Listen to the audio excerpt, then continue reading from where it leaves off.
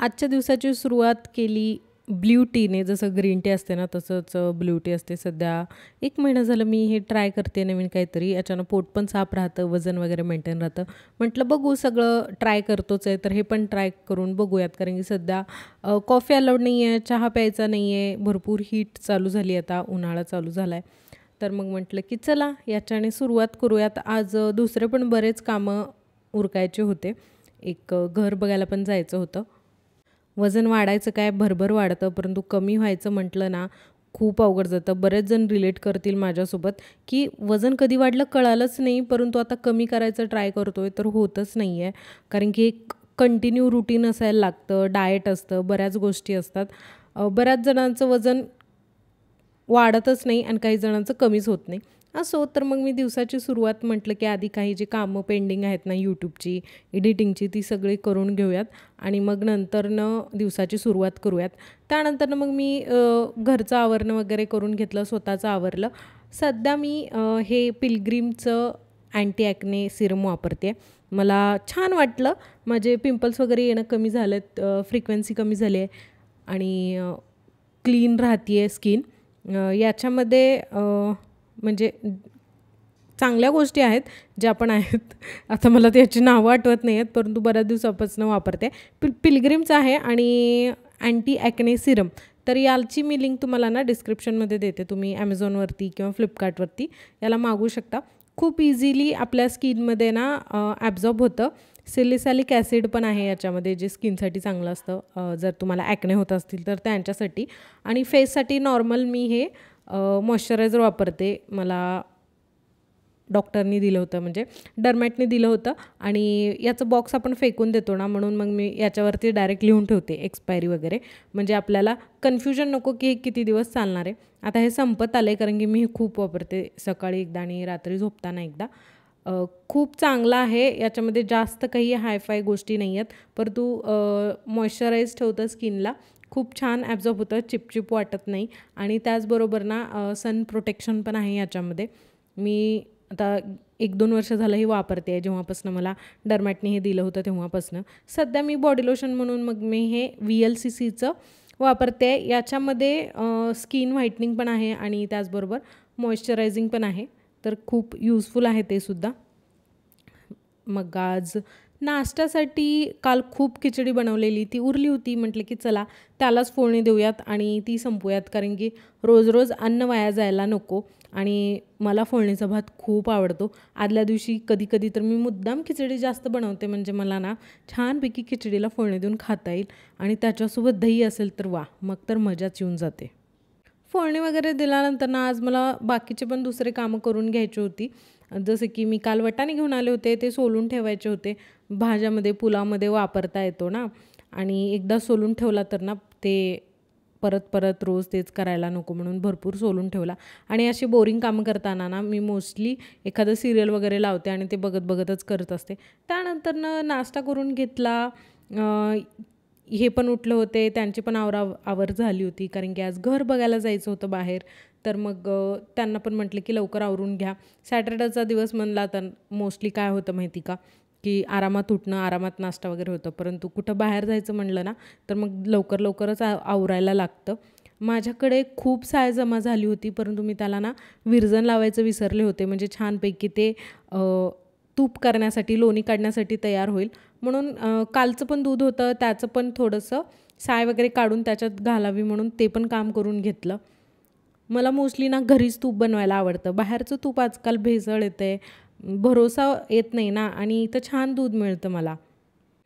दूधवाला आणून देतो, चांगलं असतं, भरपूर जाड साय येते, तूप पण छान होतं. बघा मी किती साय गोळा केली आहे फक्त 8च दिवसामध्ये. 1 लिटर दूध घेते मी, तर भरपूर साय जमा होते. आणि आपण लो फॅट दूध प्यायला हवं वगैरे म्हणतो ना, तर फ्रीजमधून काढल्या जेव्हा तुम्ही साय काढता ना, आपोआपच लो फॅट दूध होतं, म्हणजे ते कन्झ्युम करायला पण टेन्शन नाही की त्याच्यानं फॅट वगैरे वाढेल, असं पण होणार नाही. त्यामुळे तुम्ही आधी साय काढून घ्या आणि मग ते दूध बिनधास्त वापरू शकता. परंतु बरेच जणांना ना असं साय काढलेलं दूध चव लागत नाही असं म्हणतात, परंतु मला वाटतं की तूप पण होतं, तुमचं फॅट पण वाढणार नाही आहे, तर कधी असं साय काढून दूध गरम केलेलंच बेटर असतं. पण ज्याची त्याची आवड. साय काढल्यानंतर ना याच्यामध्ये मी थोडंसं विरजण घातलं. भरपूर साय झाली आहे आणि मला हा जो डब्बा आहे ना काचेचा खूप आवडतो. मी डीमार्टमधून घेतला होता आणि असेच काही डब्बे ना मी ॲमेझॉनवरती पण घेतलेत. किचनसाठी कंटेनर लागणारे फ्रीजमध्ये ठेवायला खूप छान दिसतात आणि हाताळायला काचेचं जर तुम्हाला नको वाटत असतील तर तुम्ही स्टीलचे वापरू शकता. प्लास्टिकचे वापरणे टाळा. कोरडं काही ठेवायचं असेल अन्नपदार्थ तर प्लास्टिकचे चालतात, परंतु जर असे ओले पदार्थ ठेवत असाल तर प्लास्टिकचे टाळत जा. काचेचे किंवा मग स्टीलचे तुम्ही वापरू शकता. विरजण लावून ठेवलं याला छानपैकी. आता काय करेन मी याला दिवसभर वरतीच ठेवेन किचन ओट्यावरती आणि मग रात्रभर याला फ्रीजमध्ये ठेवेन आणि दुसऱ्या दिवशी मस्तपैकी याचं लोणी निघेल. मग आम्ही आलो घर पाहायला. आम्ही राहतो तिथून जवळच होतं 1 किलोमीटरवरती आणि मग छान वाटलं.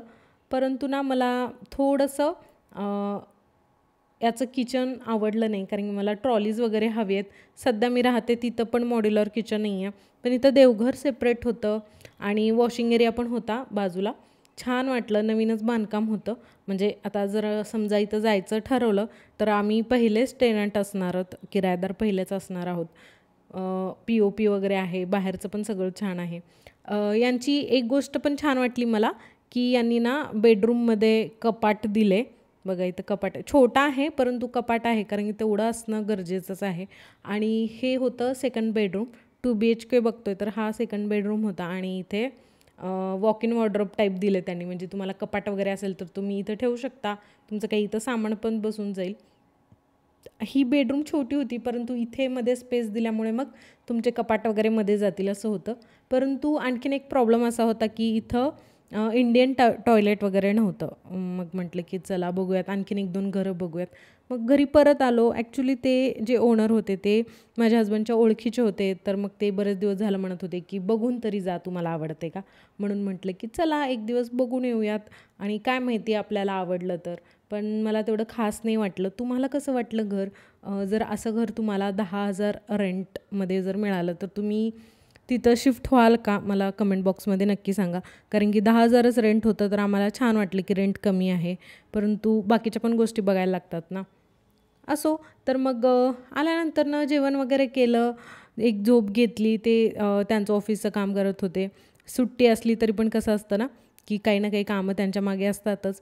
मग त्यानंतर माझी झोप झाल्यानंतर मी दोघांसाठी मस्तपैकी चहा केला होता आणि आजचा दिवस असाच गेला. कारण की सुट्टी दिवशी एखादं जरी काम असेल ना की बाहेर जाऊन यायचं, एवढं थकायला होतं आणि सध्या भरपूर ऊन आहे बाहेर, त्यामुळे नको वाटते बाहेर जायला. परंतु काही कामं अशी असतात की तुम्हाला जावंच लागतं, दुसरा काहीच ऑप्शन नसतो. बघा दुपारी जेवण वगैरे झाल्यानंतर सगळं मी असंच पसारा टाकून थोडा वेळ झोपली होती, कारण की उन्हातून आलं ना मला खूप थकल्यासारखं होतं. मग चहा वगैरे झाल्यानंतर लगेच मी रात्रीच्या स्वयंपाकाला लागले, कारण की एकदा बसलं ना तर नंतर मग आळस येऊन जातो. एवढे छोटे छोटे बटाटे मी बाजारातून घेऊन आले होते. मग मी त्याचं ठरवलं की चला आपण मस्तपैकी डोसे बनवूयात. डोशाचं बॅटर होतं. मी हमखास डोशाचं बॅटर फ्रीजमध्ये ठेवते. 2-3 दिवस तरी आठवड्यातून डोसे होतात, कारण की अचानक काही करू वाटत नसेल ना तर डोसे करता येतात. यावेळेस मी रागी घालून बॅटर बनवलं होतं, त्यामुळं रागीचे एकदम हेल्दी डोसे झाले होते.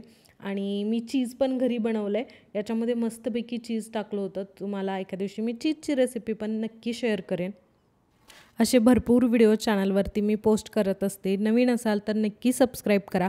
आपण भेटूयात अशाच आणखीन एका व्हिडिओसोबत. तोपर्यंत नमस्कार. काळजी घ्या.